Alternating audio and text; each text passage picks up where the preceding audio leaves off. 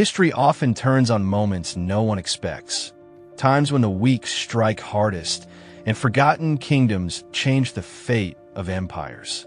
In the 14th century, while Christian Europe prayed for deliverance from Mongol rule, the first real blow against the Golden Horde came not from the west, but from a pagan frontier that worshipped thunder instead of the cross.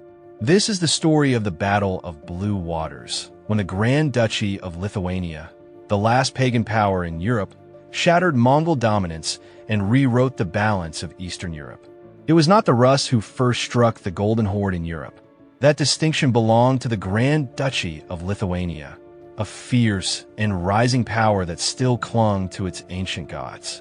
The confrontation took place at Sinivati, or Blue Waters, a name that sounds serene but marks the site of a brutal conflict in southern Ukraine. When word of the victory reached Europe, astonishment spread through royal courts. The first to defeat the Horde was not a Christian crusader, but a pagan duke and his thunder-worshipping warriors. Even the Teutonic Knights, usually too occupied with their own crusades to notice much else, later called the famous 1380 Battle of Kulikovo the Second Battle of Blue Waters. That title alone reveals how legendary the Lithuanian triumph had become. Records confirm that in 1362, Grand Duke Algirdas led his army against the Mongols and emerged victorious. Yet much about the encounter remains clouded in mystery. Ukrainian historians describe it as a pivotal clash that weakened Mongol control and reshaped the politics of Eastern Europe. But some scholars still question whether it took place at all. The uncertainty stems from poor medieval documentation. The first detailed accounts did not appear until the following century, and even then, they offered little more than a summary. A great battle, the Mongols defeated, Lithuania victorious. One of the earliest references comes from the Lithuanian chronicles, specifically the stories about Podolia, written nearly a century later. By the time modern historians in the 20th century began examining the evidence, they were forced to reconstruct the event from fragments of legend and rumor. Even so, the Battle of Blue Waters remains a turning point. For Lithuania, it marked the moment of transformation from a borderland to a regional power. For modern Ukrainians, it represents liberation from 120 years of Tatar rule and the beginning of integration into the Grand Duchy. Lithuania, the last openly pagan state in Europe, was far from the primitive image often painted by its enemies.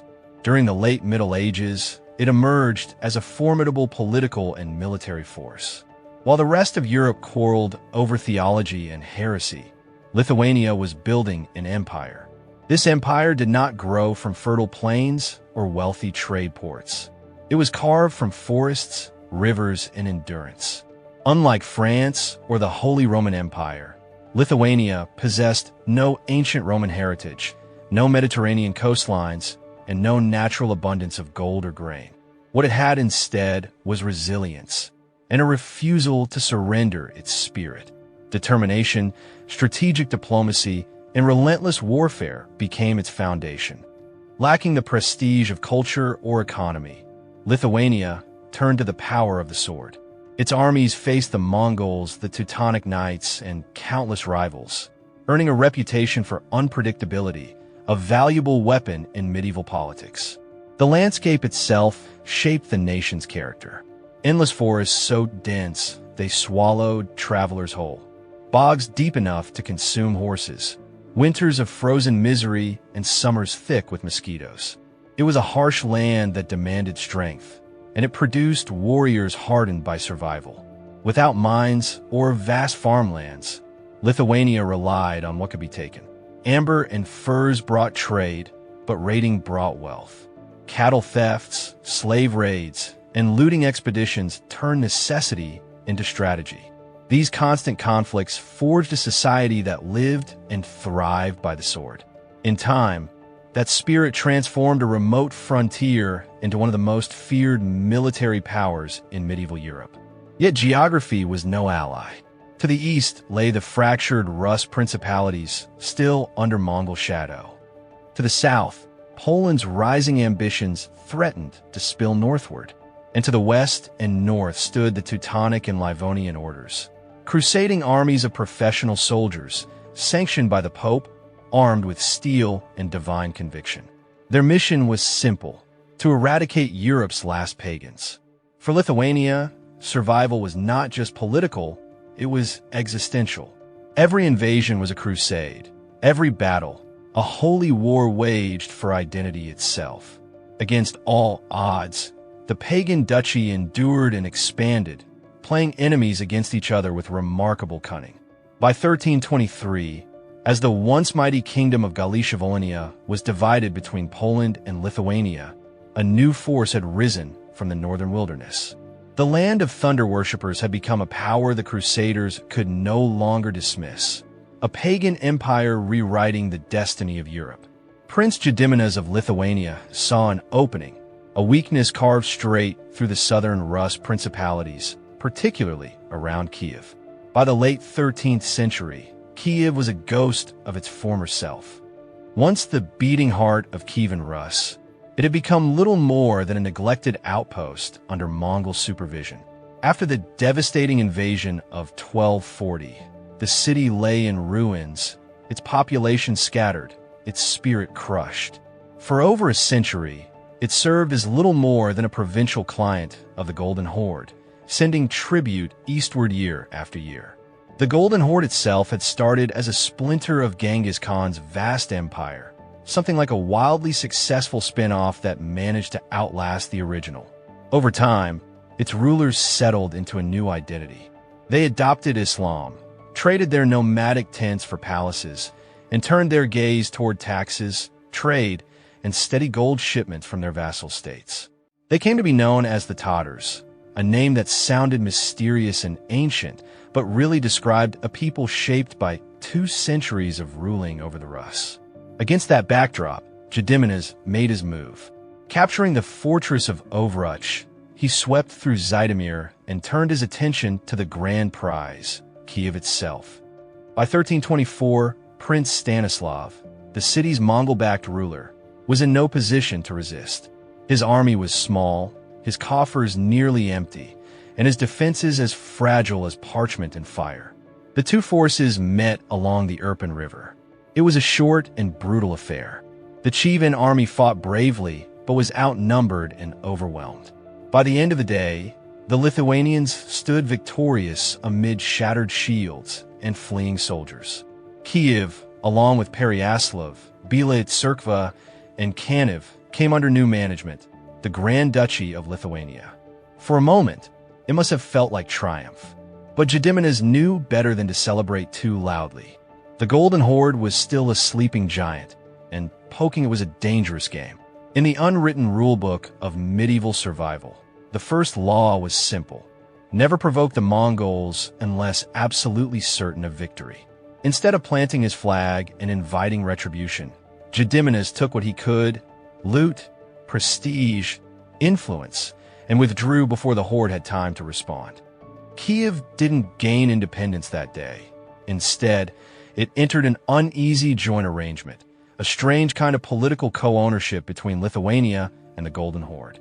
The Tatars still collected tribute, but Lithuanian envoys now had a voice in southern Rus politics. It was a risky balance, but it worked. Fast forward to April 1362. The Teutonic Knights, Europe's professional crusaders, had just launched another campaign, storming through Kaunas and reminding everyone that they were still the region's most persistent menace. Grand Duke Algirdas, Gediminas' son, and his brother Kęstutis rode south to defend their lands. They arrived too late. From the hills, they could only watch as Kaunas fortress burned. The defeat was a bitter lesson. Lithuania could not survive forever by defending what it had. It needed to expand or die. More land, more resources, more soldiers, those are the keys to survival. And that meant looking east again into the fractured realm of the Rus. Attacking the Mongols was reckless, but the duchy's options were running thin. Fate, however, intervened. By the early 1360s, the Golden Horde was collapsing into chaos. A vicious civil war, later called the Great Troubles, tore through its heart. Over 2 decades, more than 25 Khans rose and fell in a storm of assassinations, betrayals, and poisonings. The once formidable empire splintered into small, warring territories. In all that turmoil, one thing slipped through the cracks: controlling Lithuania. The Horde's leaders were too busy fighting one another to care about a northern duchy quietly seizing their lands. Algirdas saw the moment and seized it. While the Mongols bled each other dry, he marched east, taking one principality after another. Resistance was minimal. After decades of Mongol taxation and neglect, few in the Rus lands were eager to die for their overlords. The Lithuanian advance felt almost effortless. Chernihiv, Bryansk, Novorossiysk, Starodub, and Pereyaslav fell one after another, absorbed into Lithuania's growing dominion. Technically, these lands still belonged to the Crimean Ulus, ruled by the powerful Mongol warlord Mamai. But Mamai was preoccupied, locked in his own brutal struggle for control of Sarai, the Golden Horde's capital. A counterattack on Lithuania was the last thing on his mind. Algirdas used the distraction well. He tightened his grip on the newly conquered territories, establishing garrisons and alliances, then turned his attention toward the old jewel of the Rus world, Kyiv. Even in decline, Kyiv retained immense prestige. It was a city of legend, a sacred symbol of Slavic power and heritage. Losing it would be more than a territorial setback for the Mongols. It would be an insult. And if history had proven anything, it was that Mongol Khans never ignored an insult. By the autumn of 1362, Algirdas and his army were already marching toward the Dnieper. Their destination was a region known by many names. The Turks called it Yabgu, meaning ruler, while the Rus and Lithuanians spoke of Sinivadi, blue waters. The exact site remains debated, but most historians place it near the Sinuka River, a tributary of the southern Bug that winds its way to the Black Sea. The region's location, between the Dnieper and Dniester, made it a strategic prize for anyone seeking to control the crossroads of trade, tribute, and war. Unfortunately, the Lithuanians were not great chroniclers of their own deeds. Unlike their Western counterparts, they didn't fill parchment with grand tales of battle and lineage. Their records were written in blood and silence. The best surviving description of blue waters comes from Maciej Strijkowski, a 16th century chronicler writing nearly 2 centuries later, long after swords had turned to rust and legends had taken root.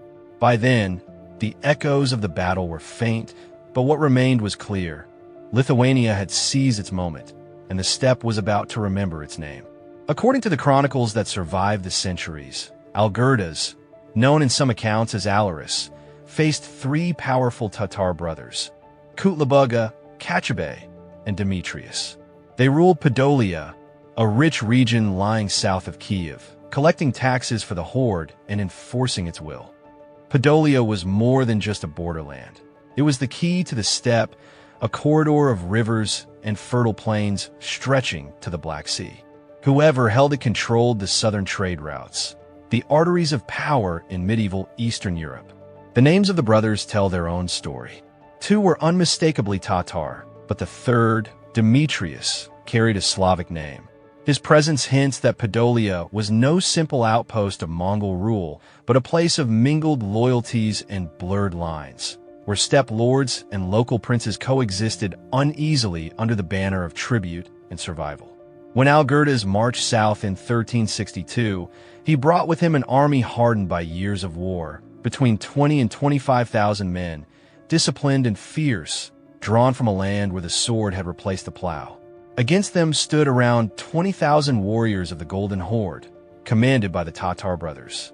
Their cavalry was swift and deadly, but their heavy units, the crushing arm of the steppe, were absent, called away by the great warlord Mamai for another campaign.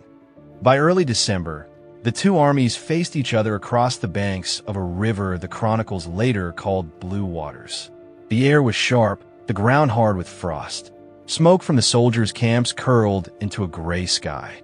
Both sides knew that the clash ahead would decide the fate of Ukraine's southern plains. The Tatars were masters of the hit and run, their archers famed for lightning strikes that shattered slower foes. They lined up in precise ranks, banners fluttering, confident in centuries of steppe warfare. The Lithuanians, on the other hand, stood silent and still. Algirdas had arranged his men in 6 divisions, a formation described in later writings as either a crescent or a wedge. Infantry filled the center, heavy shields interlocked like a fortress wall, while cavalry waited on the flanks, hidden behind ridges and sparse trees, ready to pounce when the time came. At the signal, the Tatars opened fire. Arrows darkened the sky, hissing down like rain on metal. The first wave struck the Lithuanian shields and splintered harmlessly. The second met the same fate.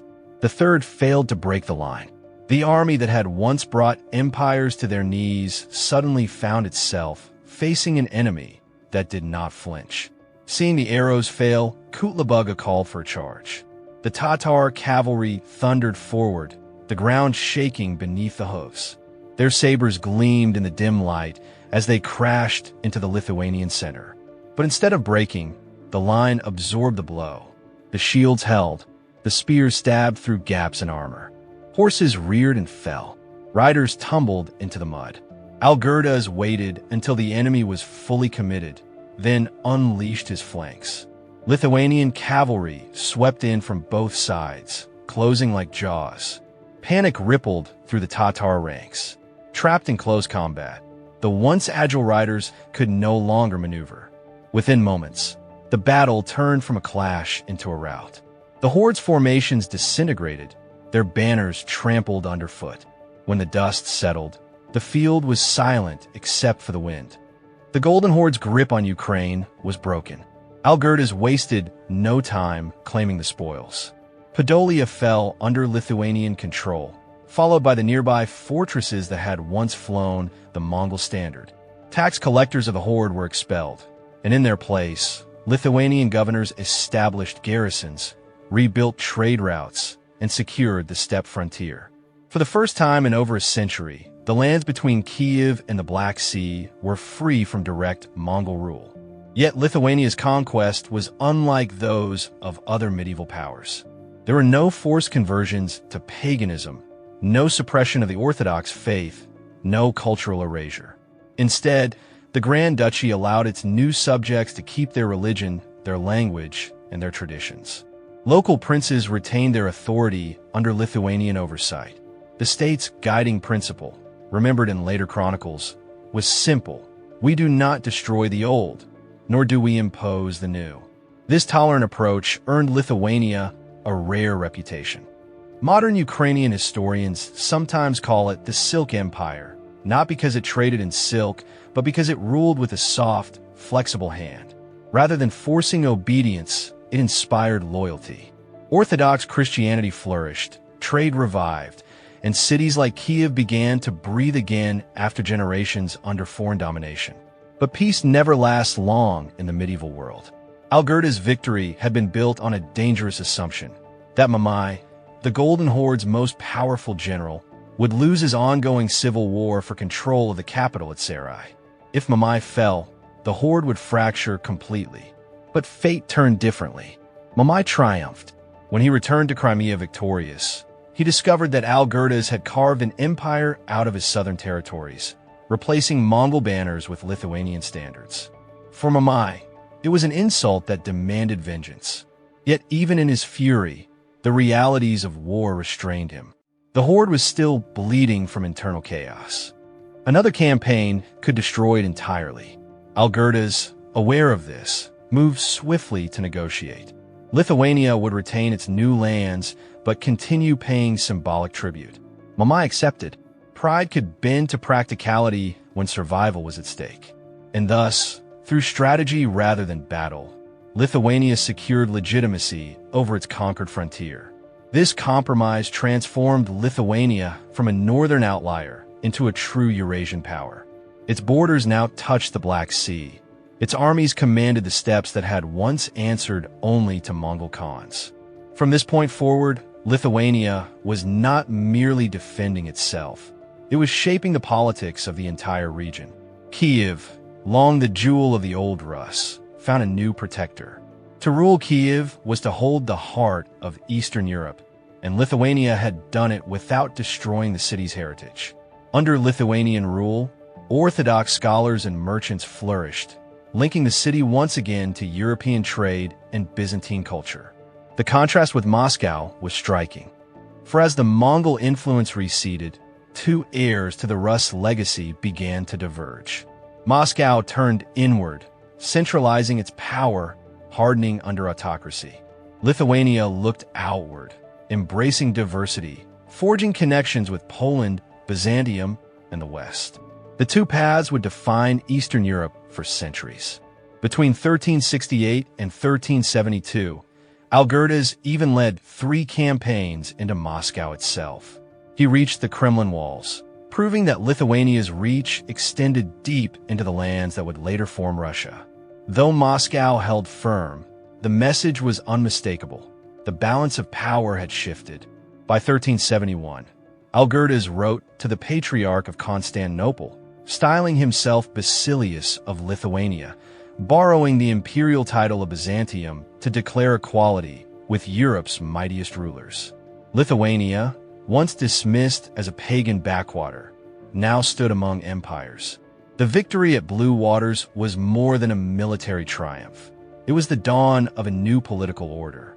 Under Lithuanian rule, Ukraine and Belarus developed distinct cultural identities, blending Orthodox faith with Western influence. Centuries later, this divergence would still echo in the region's politics and sense of self. For Ukraine in particular, the Lithuanian era became a bridge, a time when the land turned its face toward Europe without losing its roots. The Golden Horde had enslaved, Lithuania, paradoxically, liberated. And yet, history rarely celebrates such moments. There are no epics of blue waters, no Hollywood recreations of the frost-covered battlefield. Perhaps the chroniclers were silent because they never grasped how decisive it was. Or perhaps they simply failed to realize that, in defeating the Mongols not through faith, but through freedom, Lithuania had quietly rewritten the story of Europe's East. The rivers still flow where the battle once raged, cold, blue, and silent. But beneath their waters lies the memory of a day when thunder rose from the north, and the steppe itself bowed to a new power.